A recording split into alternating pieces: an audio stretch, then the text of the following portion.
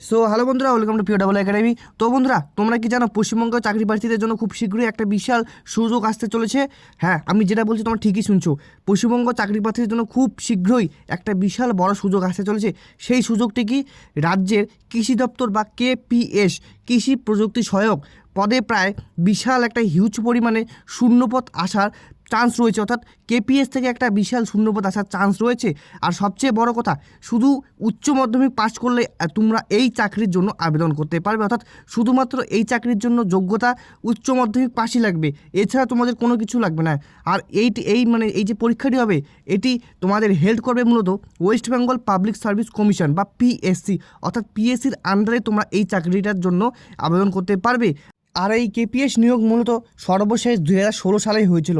অতএব 2016 সালের পরে এখনও পর্যন্ত তোমাদের কেপিএস নিয়োগ এখনও পর্যন্ত হয়নি। আর এই জন্য অনেকে তোমরা এই কেপিএস সম্পর্কে জানো না। তো বন্ধুরা, আজকে এই ভিডিওতে মূলত আমি সম্পূর্ণ কেপিএস বা কৃষি প্রযুক্তি সহায়ক নিয়ে আলোচনা করব। কেমন কি এক্সাম, কেমন যোগ্যতা লাগবে, বয়স কত, কী কী পড়তে হবে, সেই বিষয়ে আজকের এই ভিডিওতে আলোচনা করব। তো চলো। তো বন্ধুরা, এখানে দেখতে পাচ্ছ সর্বশেষ এই কেপিএস নিয়োগ হয়েছিল 2016 সালে। অর্থাৎ 2016 সালের পরে এখনও পর্যন্ত তোমাদের এই পিএসসি যে আন্ডারে যে কেপিএস, এটা এখনও পর্যন্ত তোমাদের কোনো নিয়োগ হয়নি। অর্থাৎ 2016 সালে তোমাদের লাস্ট নিয়োগ হয়েছিল কেপিএস। আশা রাখবো এখন যে 2026 সালে হয়ে প্রায় 10 বছর পর তোমাদের এই যে কেপিএসটি হতে চলেছে, এটা মূলত তোমাদের বিশাল একটা রিক্রুটমেন্ট আসতে চলেছে। অর্থাৎ হিউজ পরিমাণে তোমাদের ভ্যাকেন্সি আসতে চলেছে এই কেপিএস থেকে। যেহেতু 10 বছর থেকে কোনো রিক্রুটমেন্ট হয়নি, সেক্ষেত্রে বিভিন্ন মহলের ধারণা অনুযায়ী এবারে প্রায় 3000-এর কাছাকাছি বা তার বেশি শূন্যপদ আসতে পারে। অর্থাৎ 2016 সালে যেহেতু লাস্ট হয়েছিল, সেক্ষেত্রে অনেক মহল থেকে ধারণা অনুযায়ী বা অনেক মহল থেকে শোনা যাচ্ছে যে প্রায় 3000 প্লাস তোমাদের বেশি শূন্যপদ আসতে পারে। অর্থাৎ 3000-এর বেশি শূন্যপদ আসতে পারে। অর্থাৎ যে এই কেপিএস রিক্রুটমেন্ট, এখানে 3000 মানে কিন্তু অনেক।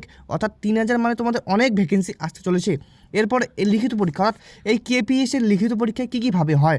তো বন্ধুরা, কেপিএসের লিখিত পরীক্ষা পার্ট 1 এবং পার্ট 2 দুইটা পার্টে হয়। তো সর্বপ্রথম পার্ট 1 নিয়ে আলোচনা করব আমি। তো বন্ধুরা, লিখিত পরীক্ষায় পার্ট 1-এ মূলত তোমাদের 120 নাম্বারের পরীক্ষা হয়। 120 নাম্বারের এমসিকিউ বা অবজেক্টিভ পরীক্ষা হয়। অর্থাৎ তোমাদের যে লিখিত পরীক্ষাটি হবে পার্ট 1-এ, সেটা শুধুমাত্র তোমাদের এমসিকিউ বেসড পরীক্ষা হবে, যেখানে তোমরা অবজেক্টিভ টাইপ বা ওএমআর শিটে যে পরীক্ষাটি নর্মালি হয় সেভাবেই তোমরা পরীক্ষাটি দেবে। যেভাবে তোমরা গ্রুপ সি দিলে, গ্রুপ ডি দিলে, ডাব্লিউবিপি দিয়েছো, কেপি দিয়েছো, ঠিক সেভাবেই তোমরা এই এক্সামটাও দেবে। অর্থাৎ কেপিএসের যে এক্সামটা তোমরা ঠিক সেটা মূলত ওএমআর শিটেই এমসিকিউ বেসড হবে। তো আশা করি তোমরা এতটুকু বুঝতে পেরেছো। তো এখন আমি তোমাদের আলোচনা করব টপিক, অর্থাৎ কী কী সাবজেক্ট, যে তোমরা 120 নাম্বারের মধ্যে কী কী ধরনের সাবজেক্ট পড়বে। তো সর্বপ্রথম ইংরাজি, অর্থাৎ ইংলিশ তোমাদের মূলত 30 নাম্বার থাকবে। 120 নাম্বারের মধ্যে তোমাদের ইংলিশে শুধুমাত্র 30 নাম্বার নেবে। অর্থাৎ তোমাদের এই কেপিএস পরীক্ষা ইংলিশ 30 নাম্বার আসবে। অর্থাৎ ইংলিশের মধ্যে কী কী আসবে? Basic, grammar, vocabulary, sentence structure. অর্থাৎ তোমাদের অবশ্যই ইংলিশটা জানতে হবে এই পরীক্ষা পেতে গেলে। অর্থাৎ কেপিএস পেতে গেলে অবশ্যই ইংলিশ মাস্ট। এখানে তোমাদের বেসিক গ্রামার জানতে হবে, ভোকাবুলারি জানতে হবে, এছাড়াও সেন্টেন্স স্ট্রাকচার সম্পর্কে তোমাদের জানতে হবে। আর ইংলিশ শুধুমাত্র 30 নাম্বারের পরীক্ষা হবে। 120 মধ্যে তোমাদের 30 নাম্বার ইংলিশ, আর বাকি থাকলো তোমাদের 90 নাম্বার। তো চলো, এরপরে তোমাদের আসতে চলেছে জিএস বা জেনারেল স্টাডিজ। অর্থাৎ জিএস তোমাদের প্রায় 40 নাম্বারের। এক্ষেত্রে দেখতে পাচ্ছ ইংলিশ তোমাদের 30 এবং জিএস 40। এই জিএসের মধ্যে তোমাদের যেমন ভারতীয় ইতিহাস, ভারতীয় ভূগোল, পশ্চিমবঙ্গের ভূগোল, এছাড়াও সাধারণ বিজ্ঞান, ভারতের সংবিধান এবং বর্তমান ঘটনাবলী যা কারেন্ট অ্যাফেয়ার্স, এগুলি মূলত তোমাদের জিএসের মধ্যে আসবে। অর্থাৎ জিএসের মধ্যে তোমাদের বিশেষ করে কোনটা বেশি আসে? ইতিহাস, সাধারণ বিজ্ঞান, ভূগোল, ভারতের সংবিধান। আর কারেন্ট অ্যাফেয়ার্স থেকে তোমাদের মূলত 1 থেকে 2টা আসে। অর্থাৎ সব থেকে বেশি তোমাদের ইতিহাস থেকে আসবে, ভূগোল থেকে আসবে। অর্থাৎ জিএসের মধ্যে তোমার 40 নাম্বার, যে তার মধ্যে ধরো তোমাদের 50% নাম্বার ইতিহাস এবং ভূগোল থেকে আসবে। তো আশা করি তোমরা এতটুকু বুঝতে পেরেছো। এরপরে যেটা সব থেকে বেশি নাম্বারের আছে, অর্থাৎ 30 আর এখানে 40, অর্থাৎ তোমাদের 70 নাম্বার হয়ে গেল। এখন বাঁচলো তোমাদের 50 নাম্বার। এখন 50 নাম্বার শুধুমাত্রই অ্যারিথমেটিক বা পাটিগণিত, অর্থাৎ পাটিগণিত থেকে তোমাদের 50 নাম্বার আসবে। আর এই পাটিগণিত মূলত এমপি স্ট্যান্ডার্ড, অর্থাৎ মাধ্যমিক লেভেলের তোমাদের প্রশ্ন আসতে পারে। যেমন ধরো লাভ, ক্ষতি, শতকরা, সুদ কষা ইত্যাদি। অর্থাৎ তোমাদের যে পাটিগণিত থেকে আসবে মূলত 50 নাম্বার, সেটা মূলত মাধ্যমিক স্তরের যে লেভেলটা সেই লেভেলের প্রশ্নই তোমাদের আসবে, যেমনটা তোমরা গ্রুপ সিতে দিয়েছো সেরকম পরীক্ষার অঙ্ক আসবে। তো আশা করি তোমরা এতটুকু বুঝতে পেরেছো। তো বন্ধুরা এখন তোমাদের আমি আবার বলি 120 নাম্বার কোথায় কোথায় যাবে। তো বন্ধুরা সর্বপ্রথম 30টা ইংলিশের প্রশ্ন আসবে, যেখানে মূলত তোমাদের basic grammar, vocabulary, sentence structure 30 number হয়ে গেল। এরপরে জিএসের ক্ষেত্রে তোমাদের 40 নাম্বার, অর্থাৎ এখানে ইতিহাস, ভূগোল, বিজ্ঞান, ভারতের সংবিধান এবং বর্তমান ঘটনাবলী বা কারেন্ট অ্যাফেয়ার্স এগুলো আসবে।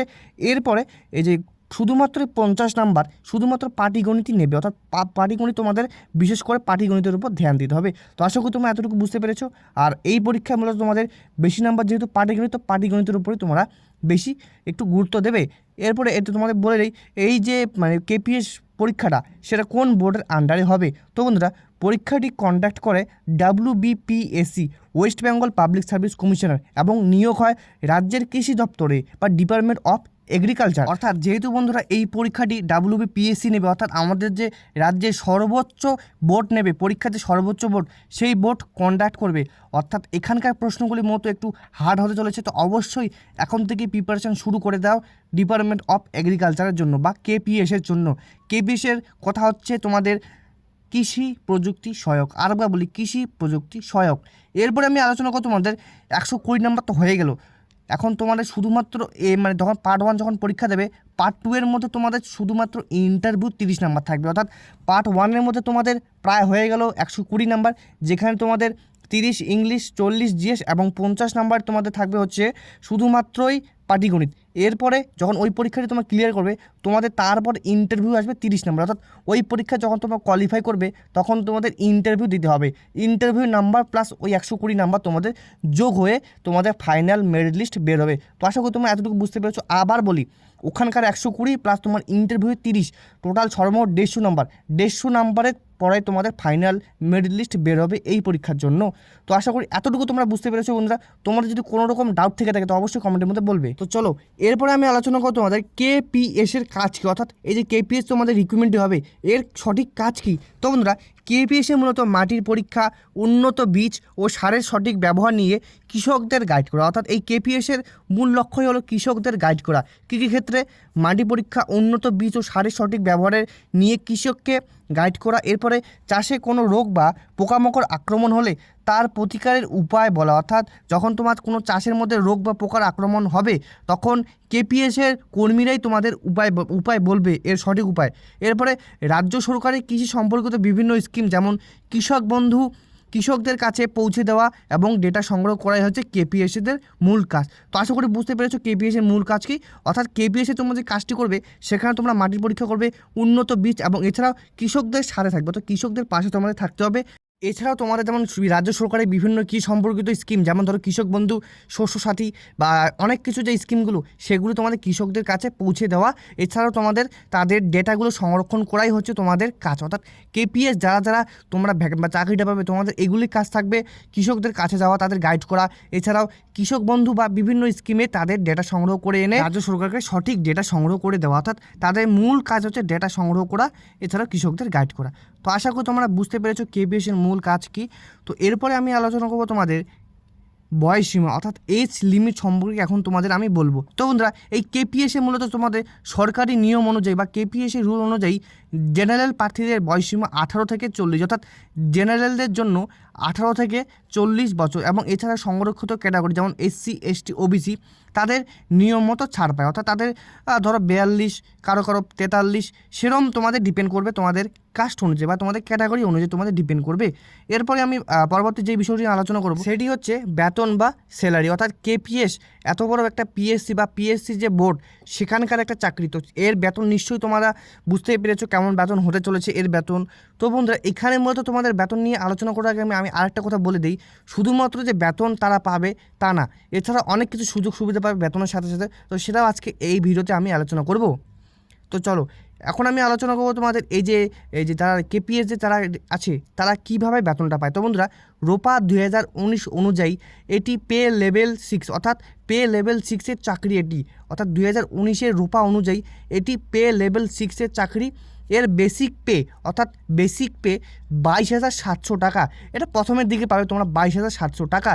এরপর মানে বর্তমানে DA, HR বা বাড়ি ভাড়া এবং মেডিকেল অ্যালাউন্স যোগ করলে চাকরিতে যোগ দেওয়ার পর শুরু থেকে প্রতি মাসে ইন হ্যান্ড বা গ্রস স্যালারি প্রায় 25,000 থেকে 7,000 টাকা মানে টাকার কাছাকাছি পৌঁছায়।